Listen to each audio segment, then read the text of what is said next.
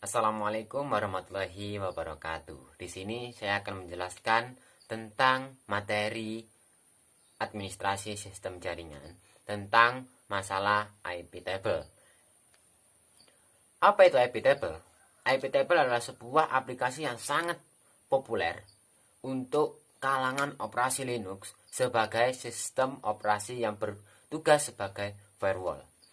Nah, di IP tables ini itu memiliki 3 built-in, yaitu Mangle, kemudian filter, dan NAT. Oke, kita bahas dulu yang pertama, yaitu Mangle. Mangle ini adalah digunakan untuk manipulasi paket data, misalnya melakukan perubahan TCP header. Setiap label memiliki rule atau aturan-aturan yang disebut dengan change, ya. Change ini untuk Mangle, poin A, Mangle itu ada 5. Yang pertama adalah pre-routing, kemudian yang kedua adalah post-routing, kemudian yang ketiga adalah input, keempat adalah output, dan kelima adalah forward. Nah, setiap chain ini itu diperuntukkan bagi kualitas paketan layanan TCP sebelum proses routing itu dijalankan.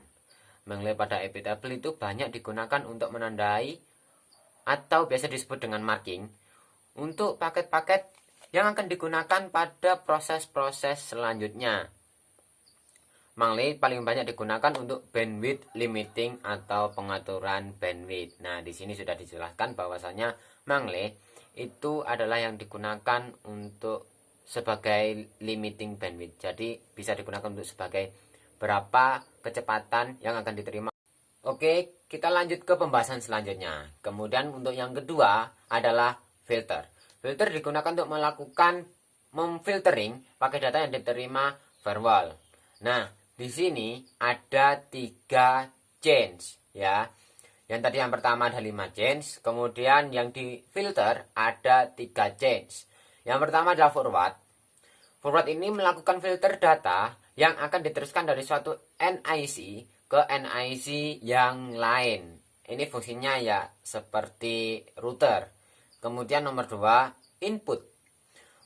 Input ini adalah melakukan filter paket yang ditujukan bagi firewall. Kemudian yang ketiga ada output, yaitu melakukan filter paket yang akan keluar dari firewall, ya. Sudah diketahui dari namanya, input dan output.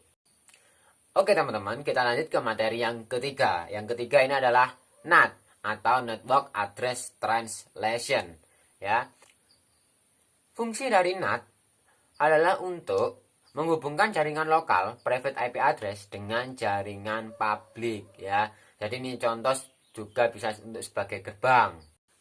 Kemudian NAT itu digunakan juga untuk melakukan penerjemahan alamat jaringan, ya, sama seperti tadi.